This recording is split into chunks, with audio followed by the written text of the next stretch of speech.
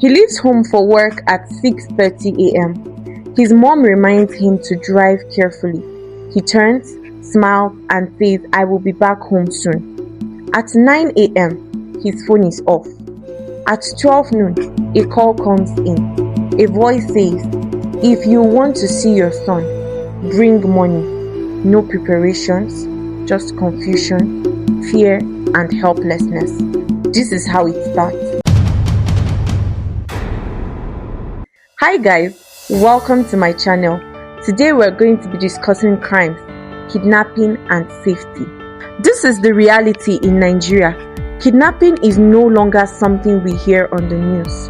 It happens on the highways, in schools, and even places we once considered safe. It is gradually and slowly becoming normal. A crime is an act or omission that violates the law of a state and is punishable by the state. Kidnapping in Nigeria is considered a serious violent crime because it is against the person. It involves abduction, unlawful restraint, and violation of an individual's liberty. Kidnapping is considered a felony that carries severe penalty. Nigeria is currently facing serious security issues as thousands of people are being kidnapped every year. Kidnappers have turned into multi-billionaires as they have turned ransom payments into criminal business. What is even more alarming is that schools are being targeted and you can no longer travel safely on the highways. Kidnapping has now evolved from an isolated crime into an evolved organized industry. Here are some relevant laws governing kidnapping. Kidnapping is not just governed by one law. It depends on your location.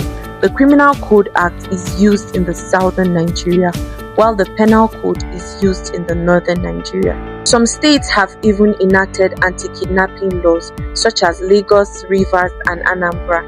We also have the Terrorism Prevention Act. This applies where kidnapping is linked to terrorist activities. Let's talk about the punishment for kidnapping. Under the Criminal Code, it depends on the circumstance, but it's up to 10 years imprisonment. Under state laws, it carries stricter penalties such as life imprisonment or death if the victim dies or if a weapon is used. Under the Terrorism Act, the punishment is also life imprisonment or death penalty. Some of the aggravating factors that makes the punishment harsher is using of weapons, death of the victim, or even kidnapping of minors. The law has been intentionally strict over the years to deter offenders. Let's talk about the rights of victims.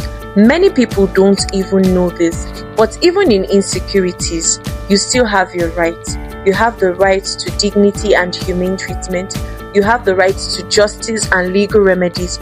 You also have the right to compensation and support where applicable. Now, the problem is not the absence of these rights. The problem is the failure of the system to enforce them effectively. Here's how to protect yourself. Be security cautious always. Stay alert and do not move when distracted. Do not also move at night on isolated routes. Control your information. Do not expose your routine publicly and stop oversharing your location on social media. Strengthen your environment. Install basic security measures. If possible, if you don't have the gate in your house and you feel you can afford it now, put a gate in your house. If you can afford a surveillance camera, get one. If you do not have security lights in your house, please install security lights. Build community awareness. Share suspicious activities. Know your neighbors. A lot of people don't even know their next door neighbors.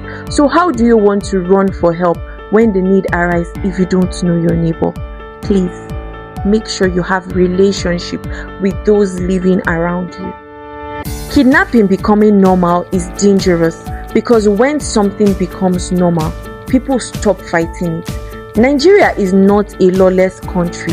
We are a nation with rights, laws, and systems. We need to make those systems work. Stay safe, stay aware, and remember, your life is worth protecting. If you found this helpful, Don't forget to share, like, and subscribe. Bye, guys.